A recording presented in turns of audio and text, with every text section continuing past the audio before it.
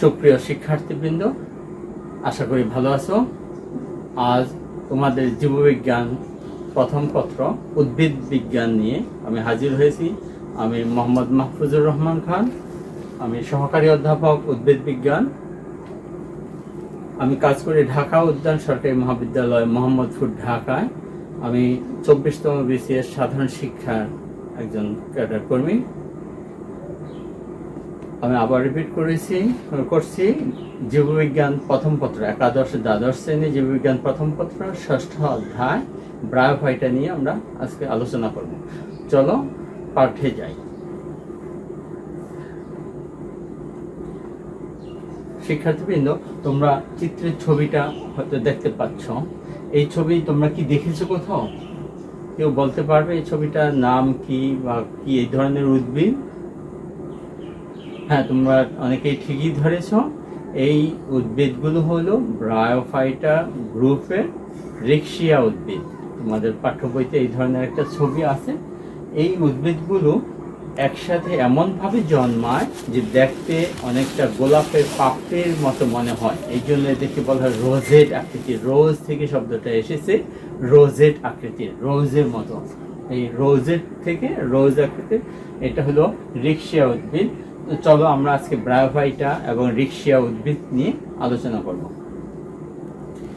রিক্সিয়া এই পাঠ শেষে তোমরা ব্রায়োফাইটা কি তা বলতে পারবে, ব্রায়োফাইটার বৈশিষ্ট্যগুলো বলতে পারবে, রিক্সিয়া উদ্ভিদগুলি কি তা বলতে পারবে, রিক্সিয়ার গঠন অংশগুলো চিহ্নিত করতে পারবে।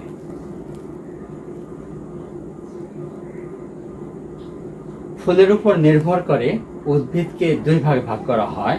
যে এসব উদ্ভিদের ফুল ধারণ করে অর্থাৎ পুষ্পক উদ্ভিদ, তাদেরকে বলা হয় ফ্যানারোগেমিয়া বা পুষ্পক উদ্ভিদ। আর যেসব উদ্ভিদের ফুল ধারণ করতে পারে না অর্থাৎ তাদেরকে ফুল হয় না, সাধারণত অঙ্গজ অথবা স্পোর বা রেণু দ্বারা বংশবৃদ্ধি করে, তাদেরকে বলা হয় অপুষ্পক উদ্ভিদ বা ক্রিপ্টোগ্যামস। এই অপুষ্পক উদ্ভিদ বা ক্রিপ্টোগ্যামসের এই সদস্যগুলোর দেহের দৈহিক গঠনে এত বৈচিত্র্যতা, এত পার্থক্য, এদেরকে আবার দুইটা গ্রুপে ভাগ করা হয়েছে, যে লোয়ার ক্রিপ্টোগ্যামস এবং হায়ার ক্রিপ্টোগ্যামস। লোয়ার ক্রিপ্টোগ্যামস হলো, তোমরা শৈবাল এবং ছত্রাক সম্পর্কে জেনেছো। এই শৈবাল এবং ছত্রাক হলো লোয়ার ক্রিপ্টোগ্যামস, নিম্ন শ্রেণীর অপুষ্পক উদ্ভিদের ক্ষেত্রে।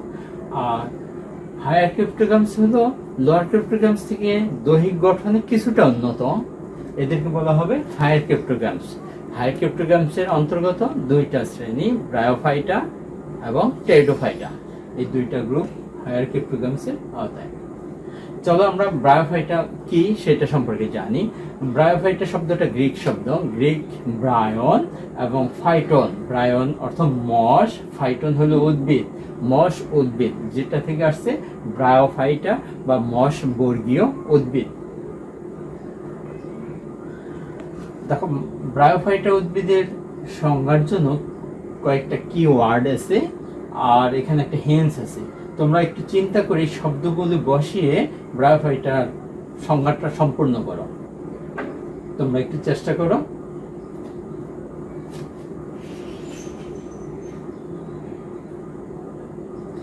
যে আমি তোমাদের সহযোগিতা করছি, যে সকল উদ্ভিদের দেহ ড্যাশ ও ড্যাশ বিভক্ত করা যায় না, ড্যাশ এবং ড্যাশ বিশিষ্ট।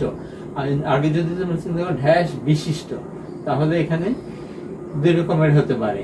তোমরা চিন্তা করে দেখো। হ্যাঁ, তোমরা অনেকেই পেয়ে গেছো। চলো আমরা সমাধানে যাই।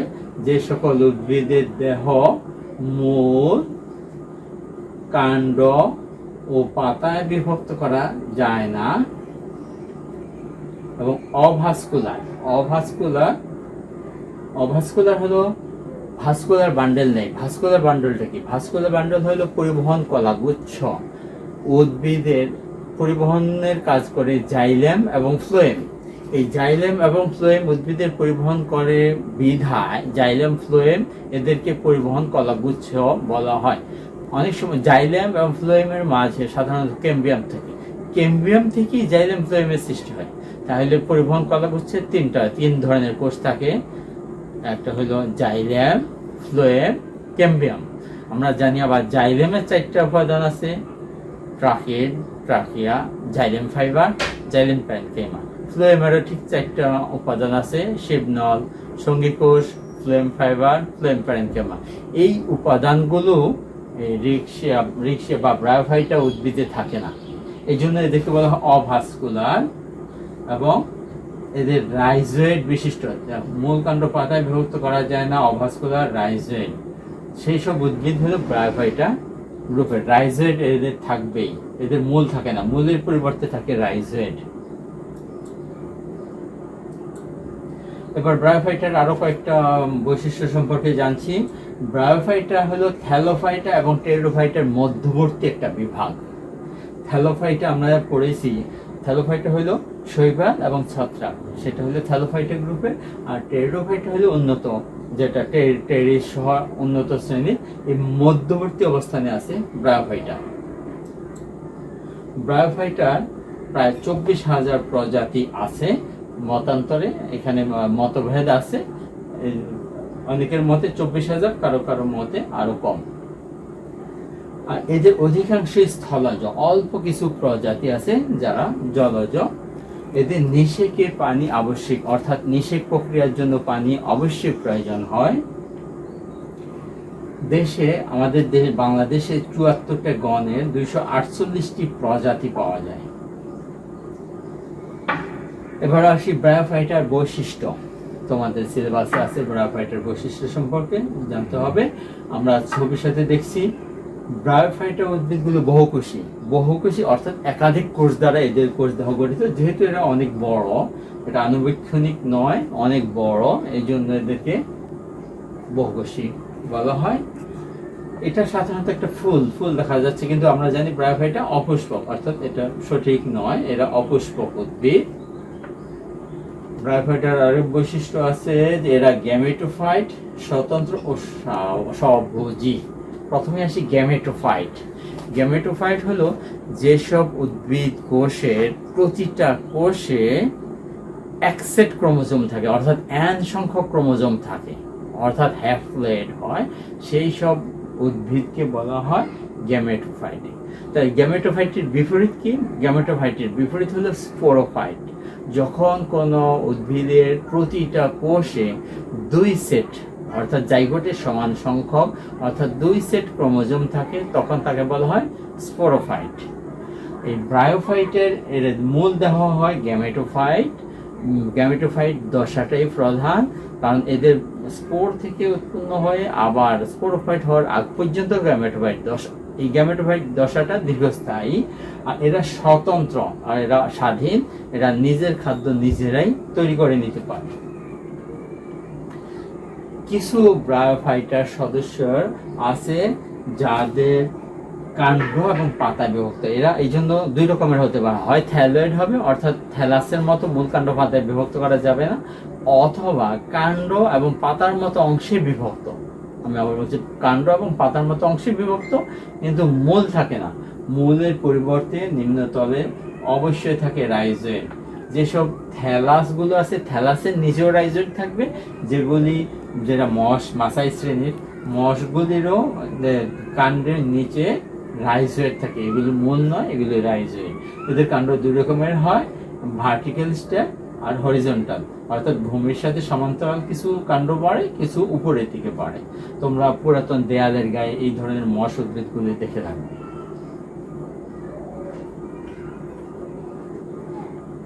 এই হলো এটা থ্যালাস। থ্যালাসের নিচের দিকের এই যে বৃদ্ধি অংশটা হলো স্কেল।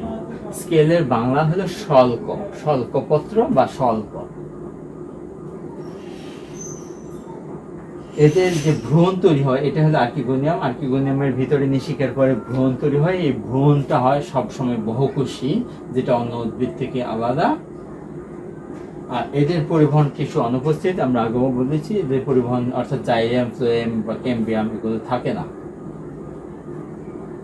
এ হলো মশ বা ব্রায়োফাইটা শ্রেণীর গ্রুপ উদ্ভিদের অ্যানথেরিডিয়াম। অ্যানথেরিডিয়াম হলো পুং জনন অঙ্গ। পুং জনন অঙ্গের নাম অ্যানথেরিডিয়াম। এটা এক একটা প্রজাতিতে এক এক ডিজাইন, এক এক আকৃতির। আর এটা হলো স্ত্রী জননাঙ্গ বা আর্কিগোনিয়াম। আর্কিগোনিয়াম সবসময় হয় ফ্লাক্সের মতো, দেখো ফ্লাক্স বা কলসির মতো আর্কিগোনিয়াম। এই জননাঙ্গগুলো বহুকোষী। বহুকোষী বলতে বোঝাচ্ছে যে অনেকগুলো কোষ দ্বারা তৈরি, সেটা হলো বহুকোষী। কিন্তু বন্ধা আবরণে আবৃত।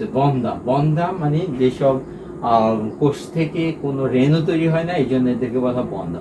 সেটা আমরা দেখি যে এই যে অ্যান্থেরিডিয়ামের ভিতরের কোষগুলো থেকে প্রচুর স্পার্ম বা শুক্রাণু তৈরি হয়, কিন্তু এই অ্যান্থেরিডিয়ামের বাইরের যে আবরণী কোষ, এই আবরণী কোষ থেকে কোনো শুক্রাণু তৈরি হয় না। এই কারণে এই আবরণী কোষকে বলা হয় বন্ধা আবরণী দ্বারা আবৃত। এই আর্কিগোনিয়ামের এই কোষের সেন্ট্রালি বা কেন্দ্রীয় ভাবে একটা মাত্র ডিম্বাণু তৈরি হয়, আবরণী থেকে কোনো ডিম্বাণু তৈরি হয় না। এই কারণে এটাকে বলা হয় বন্ধা আবরণ দ্বারা আবৃত। এটা ব্রায়োফাইটের একটা বিশেষ বৈশিষ্ট্য। আচ্ছা, আমরা যৌন জননকে 3 ভাগে ভাগ করে হয় জানি। একটা হলো আইসোগেমি, অ্যানাইসোগেমি, ওগেমি। এই তোমাদের বিভিন্ন সময় এই শব্দগুলি নিয়ে সমস্যা হয়। আইসোগেমি হলো আইসো সমান, দুইটি সমান আকার আকৃতির সচল কোষের যখন সচল গ্যামেটের মিলন হয় তখন তাকে বলা হয় আইসোগেমি। আইসোগেমি সাধারণত নিম্ন শ্রেণীর অর্থাৎ শৈবাল, ছত্রাকে দেখা যায়। দুইটা একই সমান আকৃতির এবং সচল গ্যামেটের মিলন হয়, আইসোগেমি। অ্যানাইসোগেমি হলো একটা বড় সচল, একটা ছোট সচল। মানে আমরা একটা শব্দের সাথে বসিয়ে দিলে যেমন বিপরীত অর্থ হয়, আইসোর আগে এন দিয়ে বুঝিয়েছে যে অসমান। একটা বড় সচল, একটা ছোট সচল, এইরকম কোষের মিলন যখন হয় তখন তাকে বলা হয় অ্যানাইসোগেমি। এই ধরনের যৌন জননকে অ্যানাইসোগেমাস বলে। আর ওগেমিতে একটা বড় নিশ্চল আর একটা ছোট সচল ফ্লাজেলাযুক্ত ছোট সচল কোষের যখন মিলন হয় তখন তাকে বলা হয় ওগেমি। তাহলে যৌন জনন 3 প্রকারের, আইসোগেমি, অ্যানাইসোগেমি, ওগেমি। ব্রায়োফাইটের ক্ষেত্রে ওগেমি জনন দেখা যায়। ওগেমি হলো একটা উন্নত বৈশিষ্ট্য, উন্নত উদ্ভিদ এবং প্রাণীদেহে এই ওগামাস ধরনের জনন হয়ে থাকে।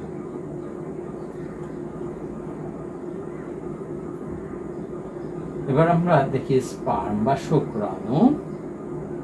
এদের শুক্রাণু দ্বিফ্লাজেলা যুক্ত। এই একটা ফ্লাজেলা, এটা বাঁকা, এইভাবে কমার মতো বাঁকা এই স্পার্ম। এই শুক্রাণুগুলো দ্বিফ্লাজেলা যুক্ত। ফ্লাজেলা থাকায় এরা পানিতে সন্তরণ করে, সাঁতার কেটে গিয়ে আর্কিগোনিয়ামে যায় এবং ডিম্বাণুকে নিষিক্ত করতে পারে। আর নিষেকের জন্য এদের পানি অবশ্যম্বর, পানি ছাড়া এদের নিষেক হয় না। ব্রায়োফাইটার নিষেক পানির উপর নির্ভরশীল, পানি ছাড়া এদের নিষেক হয় না। এটা একটা গুরুত্বপূর্ণ বৈশিষ্ট্য। এই হলো মার্কেনশিয়ার একটা স্পোরোফাইট এবং গ্যামেটোফাইটের চিত্র দেখা যাচ্ছে এখানে। স্পোরোফাইট বলতে বোঝাচ্ছে আমরা এখানে উপরের বর্ধিত অংশ, ছাতার মতো অংশ তৈরি হয় মার্কেনশিয়ার ক্ষেত্রে। একটা দণ্ডের উপরে ছাতার মতো আর্কিগোনিয়াম। এইটা হলো তার থ্যালাস। আমরা একটা এখানে ট্রিগার অ্যানিমেশন আছে যে স্পোরোফাইট। আমরা যদি স্পোরোফাইটে ক্লিক করি, স্পোরোফাইটে ক্লিক করলে কোথায় কোনটা স্পোরোফাইট সেটা দেখাচ্ছে। এটা স্পোরোফাইট, অর্থাৎ এই অংশটা ডিপ্লয়েড, এখানে নিষেক হওয়ার পর। আর গ্যামেটোফাইট হলো এই অংশটা, যে ট্রিগার দিয়ে বুঝেছে গ্যামেটোফাইট। এটা গ্যামেটোফাইট, থ্যালাস অংশটা হলো গ্যামেটোফাইট, আর এই অংশটা ডিপ্লয়েড, এই অংশটি হলো হ্যাপ্লয়েড।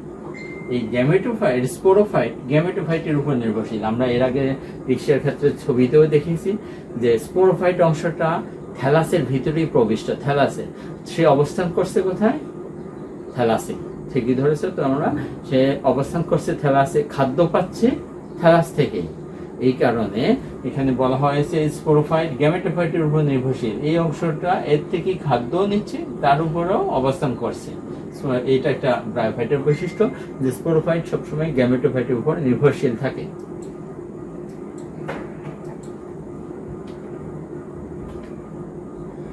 এদের জীবন চক্রে গ্যামেটোফাইট দশা প্রধান, স্পোরোফাইট গৌণ। আগেই বলেছি যে মূল দেহ হলো গ্যামেটোফাইট। একটা স্পোর প্রথমে উৎপন্ন হয়, সেই স্পোরটা বড় হয়, আকারে বড় হয়ে আবার পরিণত হয়, তার ভিতরে আর্কিগোনিয়াম, অ্যান্থেরিডিয়াম তৈরি হয়। যখন নিষেক হয় তখন স্পোরোফাইট দশা শুরু। আবার সাথে সাথে নিষেকের পরপরই তার মায়োসিস কোষ বিভাজন হয়ে হ্যাপ্লয়েড দশায় চলে আসে। এই জন্য জীবনচক্রে গ্যামেটোফাইট দশাটাই প্রধান, আর স্পোরোফাইটটা খুবই সামান্য সময়ের জন্য হয়। এটা একটা বিশেষ বৈশিষ্ট্য। এদের স্পোরগুলো অঙ্কুরিত হয়ে সরাসরি অঙ্কুরিত হয় এবং থ্যালাস অথবা প্রোটোনেমা তৈরি করে। থ্যালাস আমরা যে দেখি নিম্ন শ্রেণীর যে হাইক্রিপ্টোগ্যামসের নিম্ন শ্রেণীর যেগুলো সেগুলো হয় থ্যালাস, আর উচ্চ শ্রেণীরগুলি বলছে কাণ্ড এবং পাতার মতো অংশে বিভক্ত হয়, সেইগুলিতে তৈরি হয় প্রোটোনেমা। প্রোটোনেমা হলো শাখা প্রশাখাযুক্ত সুতার মতো একগুচ্ছ কোষ তৈরি করে, যার থেকে মশ উদ্ভিদটা তৈরি হয়, তাকে বলা হয় প্রোটোনেমা। এই গেল ব্রায়োফাইটের বৈশিষ্ট্য। চলো আমরা ব্রায়োফাইটকে উভয়চর উদ্ভিদ বলা হয় কেন সেই সম্পর্কে একটু জানি। উভয়চর বলতে আমরা কি বুঝি? উভয়চর বলতে, হ্যাঁ তোমরা ঠিকই বলেছো, যেসব জীব জলে এবং স্থলে বসবাস করে তাদেরকে উভয়চর বলে। যেমন অ্যাম্ফিবিয়া, যেমন আমরা ব্যাঙকে উভয়চর প্রাণী হিসেবে চিনি। উদ্ভিদের ক্ষেত্রে ব্রায়োফাইটাকে উভয়চর বলে। প্রথমত ব্রায়োফাইটা সাধারণত ভিজা স্যাঁতসেঁতে স্থানে জন্মায়। জীবনের জন্য পানি অবশ্যম্ভাবী। এরা যদিও স্থলে বাস করে, কিন্তু তার নিষেক প্রক্রিয়ার জন্য পানির উপর নির্ভরশীল। পানি ছাড়া নিষেক হয় না। তোমরা দেখেছো শুক্রাণু গঠনে যে 2 প্লাজেলা যুক্ত শুক্রাণু তৈরি করে, এই শুক্রাণু গিয়ে আর্কিগোনিয়ামে প্রবেশ করে ডিম্বাণুকে নিষিক্ত করে। এই সন্তরণের জন্য তার পানির দরকার। পানি ছাড়া তার এই নিষেক প্রক্রিয়া হয় না। এই কারণে ব্রায়োফাইটাকে উভয়চর উদ্ভিদ বলা হয়। তাহলে ব্রায়োফাইটা উভয়চর হওয়ার জন্য অন্যতম শর্ত হলো জীবনের এক পর্যায়ে পানি তার অবশ্যই প্রয়োজন হয়, আবার সে জীবন ধারণ করার জন্য পানির উপর নির্ভরশীল হয়। ভিজার স্যাঁতসেঁতে তার জায়গাটা সে জন্মায়। এই বিশেষ কারণগুলির জন্য ব্রায়োফাইটাকে উভয়চর উদ্ভিদ বলা হয়। এটা তোমাদের পরীক্ষার জন্য গুরুত্বপূর্ণ, এটা তোমাদের জানা দরকার আছে। চলো এবার আমরা রিক্সিয়া সম্পর্কে জানি। রিক্সিয়া বাংলাদেশের সর্বত্র বর্ষাকালে প্রচুর জন্মায়। তোমরা হয়তো আগে মনোযোগ দিয়ে দেখো না, এই জন্য হয়তো খেয়াল করো না, কিন্তু বিভিন্ন স্থানে, অনেকের বাড়ির উঠানে, বাগানে, অনেকের শহরের টবের ভিতরে যে উদ্ভিদ হয় সেই গাছের গোড়ায়ও এই রিক্সিয়া উদ্ভিদগুলি জন্মায়। এখন থেকে তোমরা খেয়াল রাখবে, তাহলে তোমাদের চোখে পড়বে রিক্সিয়া উদ্ভিদগুলির আকৃতি। প্রায় 200টার মতো প্রজাতি আছে রিক্সিয়ার, আর আমাদের দেশে 74টার মতো প্রজাতি পাওয়া যায়। একমাত্র রিক্সিয়া ফ্লুইটেন্স উদ্ভিদটাই জলজ, শুধুমাত্র একটা মাত্র প্রজাতি জলজ। আর রিক্সিয়া উদ্ভিদকে লিভার ওয়ার্ড বলা হয়। লিভার অর্থ কি? লিভার হলো যকৃৎ। যকৃৎ হলো আমাদের, হ্যাঁ তোমরা ঠিকই বলেছেন যে কলিজাটাকে যকৃৎ বলা হয়। যে মানুষের যকৃৎ, এর গঠনের সাথে ব্রায়োফাইটা রিক্সিয়া গঠন অনেকটা সাদৃশ্যপূর্ণ। একদিক হলো মাটির সাথে লেপ্টে থাকে, যকৃৎ বা কলিজ যেমন লেপ্টে থাকে, এবং সেখানে লোব আছে, খাজ আছে, এই কারণে এইখানেও খাজ থাকে। এই কারণে ব্রায়োফাইটার রিক্সিয়াকে বা হ্যাপাটাইসিস উদ্ভিদগুলোকে লিভার ওয়ার্ড বলা হয়। এই উদ্ভিদগুলো হলো থ্যালয়েড। থ্যালয়েড হলো মূল কাণ্ড পাতায় বিভক্ত করা যায় না, মূলের পরিবর্তে রাইজয়েড থাকে রিক্সিয়া উদ্ভিদে। চলো রিক্সিয়ার কয়েকটি প্রজাতির ছবি দেখে আমরা চিনি। এই হলো রিক্সিয়ার একটা প্রজাতি। দেখো প্রচুর খাঁজযুক্ত, এমন ভাবে খাঁজ হয়ে সে কার্ভ হয়ে গেছে, মানে এমন ভাবে মাটির সাথে রোজেট আকৃতিতে তৈরি হয়ে সে কার্ভ হয়ে গেল। এই আরেকটা প্রজাতি, এই প্রজাতি থেকে এই প্রজাতি অনেক আলাদা। দেখো দেখতে, গঠনে, রঙে কিন্তু আলাদা দুইটা প্রজাতি, দুইটাই রিক্সিয়া গণের ভিন্ন প্রজাতি। এই থ্যালাস, এই আরেকটা প্রজাতি, এটার থ্যালাসটা একটু সরু, এটা থ্যালাস যেমন চওড়া, এটা থ্যালাসটা একটু সরু, এটাও চওড়া ছিল, এটা অনেকটা সরু। এটার থ্যালাসগুলি চওড়া, কিন্তু উপরের দিক থেকে কেমন গর্ত মনে হয়, উপরের দিকে মনে হয় যেন ভিতরে ফাঁপা, ভিতরে ছিদ্রযুক্ত। আরো কিছু প্রজাতি দেখো, এই প্রজাতিটা এমন ভাবে জন্মায় সাধারণত পাহাড়ের গাত্রে, উঁচু উঁচু পাহাড়ে এই ধরনের প্রজাতিটা বেশি পাওয়া যায়। যেগুলি পানির ধারে জন্মায়, পানিতে বা অন্য অনেক সময় ঘাসের স্তূপ দিলে সেখানে জন্মায়, পানির কাছাকাছি এই প্রজাতিটা পাওয়া যায়। এই প্রজাতিটা অনেক সরু পাতলা, ধরলে সহজে ভেঙে যায়, খুবই পাতলা আবার সরু দুই দিকে। যেমন আগের প্রজাতিগুলোর থেকে দেখো এই প্রজাতিটা অনেক ভিন্ন। এই আরেকটা প্রজাতি আছে, এটার অগ্রভাগ উপরের দিকে উঠানো। বিভিন্ন প্রজাতি বিভিন্ন রকমের রিক্সিয়া, কিন্তু সবগুলোরই কমন কিছু বৈশিষ্ট্য আছে, আমরা সেগুলো দেখবো। এর আগে এটা হলো জলজ, এটা হলো রিসোকার্পাস নোটন্স, এটা ব্রায়োফাইটা গ্রুপের, আর এই হলো রিক্সিয়া ফ্লুইটেন্স, এটা একটা রিক্সিয়া প্রজাতি। দেখো এই শাখা প্রশাখা যুক্ত, এটা একটা আলাদা, তোমরা হয়তো বুঝতে পারবা না যে এটা একটা আলাদা উদ্ভিদ। চলো আমরা রিক্সিয়ার বাহ্যিক গঠন সম্পর্কে একটু জানি। রিক্সিয়ার গঠন সবার বাইরে দেখো, রিক্সিয়ার অগ্রভাগটা সাধারণত দ্যাগ্র শাখান্বিত। দ্যাগ্র শব্দটা আসি, দ্যাগ্র হলো দ্বি অগ্র। রিক্সিয়া উদ্ভিদগুলো এরকম, নিচের দিকে স্কেল এবং রাইজোয়েড থাকে। এই দেখো দুইটা শাখা, দেখো দুইটা শাখা। এখন কোন শাখা থেকে আবার যখন ব্রাঞ্চিং হবে, আবার শাখা হবে, যেমন এই শাখা থেকে আবার দুইটা করে শাখা তৈরি হবে। এই শাখা থেকে আবার যখন শাখা তৈরি হবে, তখনও সে আবার যখন বাড়বে দুইটা করে শাখা তৈরি হবে। অর্থাৎ যখন এই ব্রাঞ্চিং হবে দুইটা করে শাখা তৈরি হবে। এই জন্য এটাকে বলা হয় ব্যাঘ্র শাখান্বিত।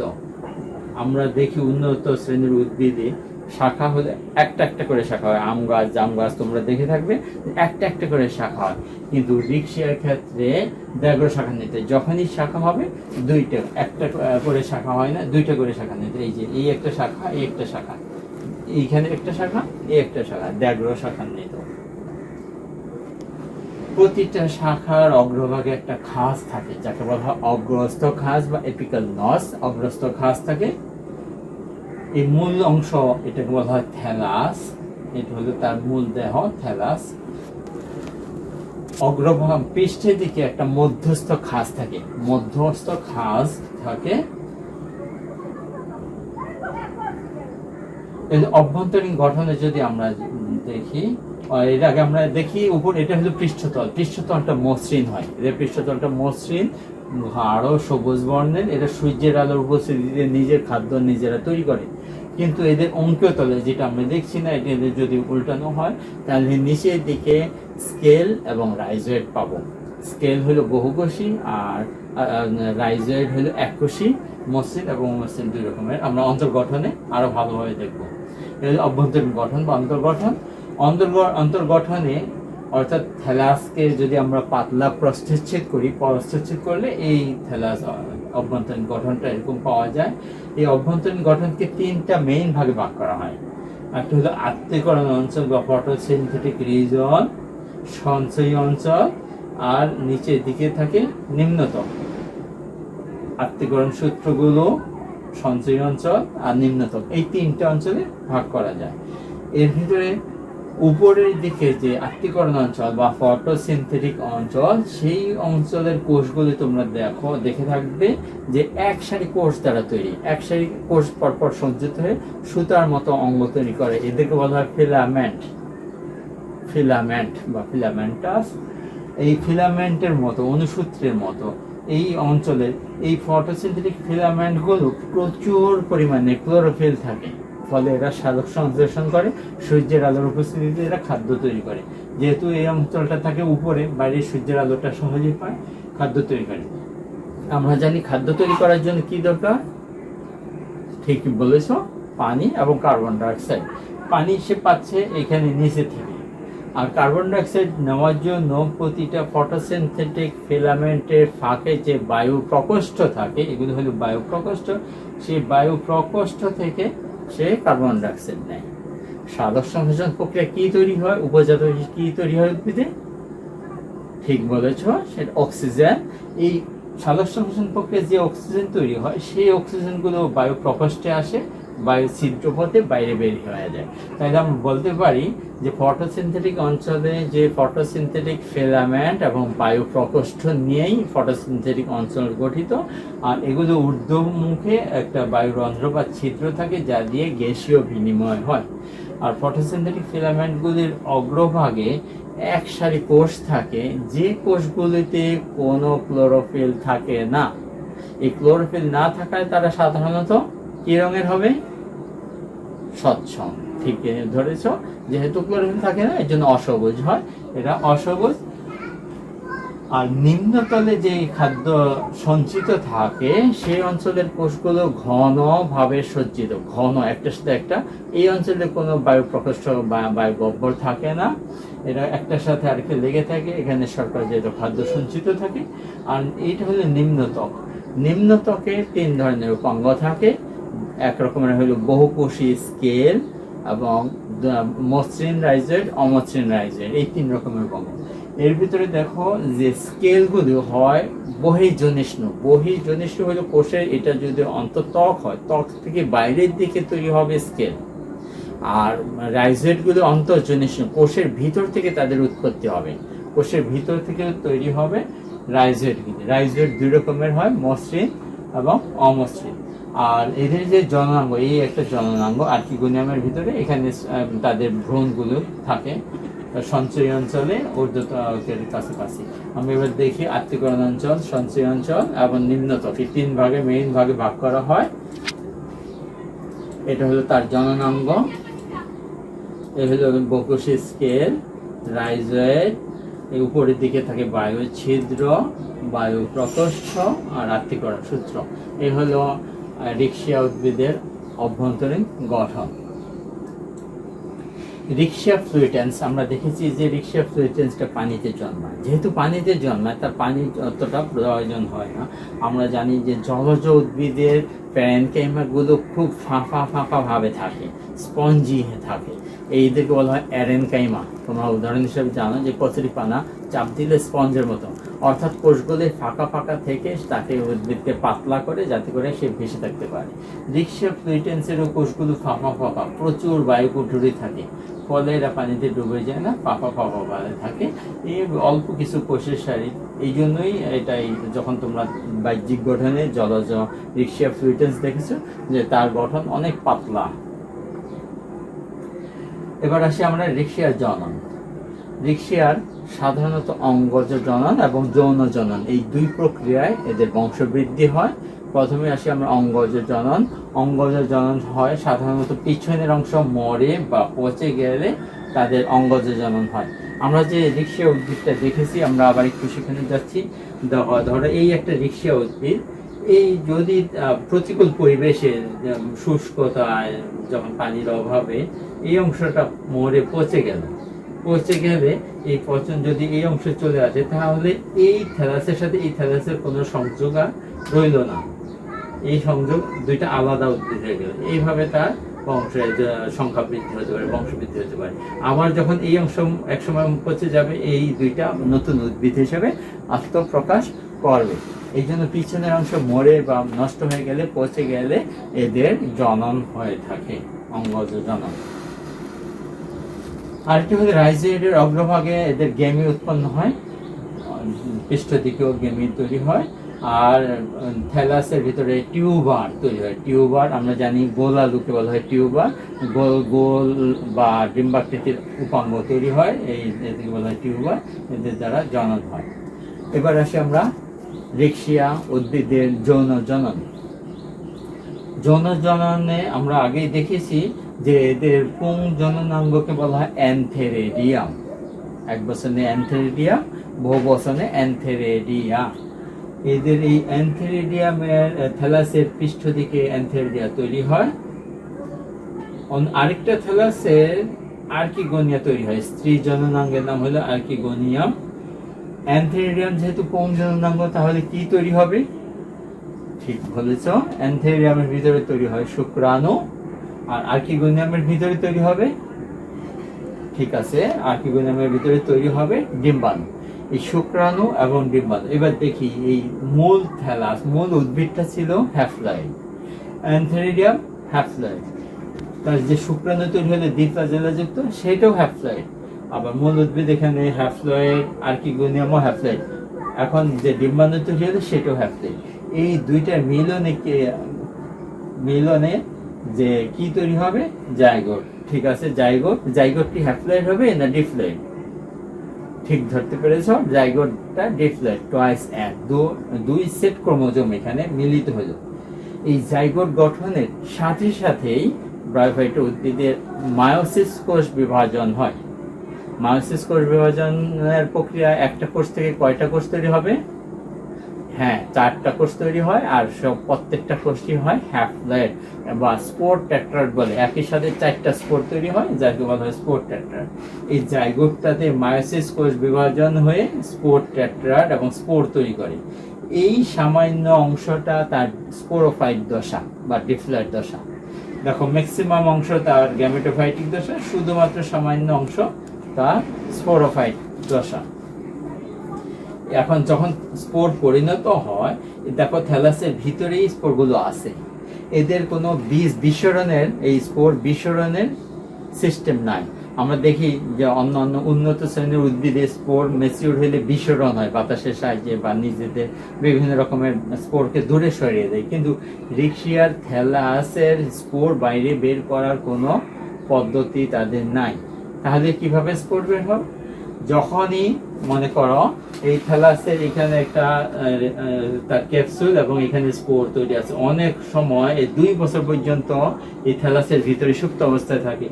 যখনই থ্যালাসটা মরে যায়, পচে যায়, এই ক্যাপসুল বাইরে বের হয়ে আসে, তখন স্পোরগুলো বাইরে বের হয়ে আসে। এ হলো তাদের স্পোর নির্গমন প্রক্রিয়া।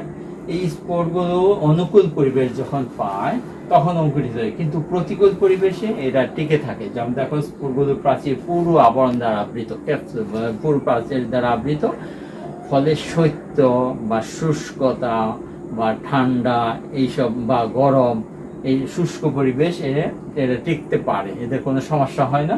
যখনই অনুকূল পরিবেশ পায়, এই বাইরের যে এক্সাইন ফেটে যায়, ইনটাইন থেকে একটু উপবৃদ্ধি বের হয়ে আসে, টিউব জাতীয়, এবং এটা বৃদ্ধিপ্রাপ্ত হয়ে নতুন থ্যালাস উদ্ভিদ তৈরি হয়, নতুন থ্যালাস হয়ে যায়, আবার অ্যান্থেরিডিয়াম তৈরি হয়, আর্কিগোনিয়াম তৈরি হয়, অ্যান্থেরিডিয়ামের ভিতরে শুক্রাণু তৈরি হয়, আর্কিগোনিয়ামের ডিম্বাণু, দুইটা মিলিত হয়ে জাইগোট হয়, ডিপ্লয়েড স্পোরোফাইট হলো, সাথে সাথেই আবার হ্যাপ্লয়েড স্পোর তৈরি হয়ে গেল।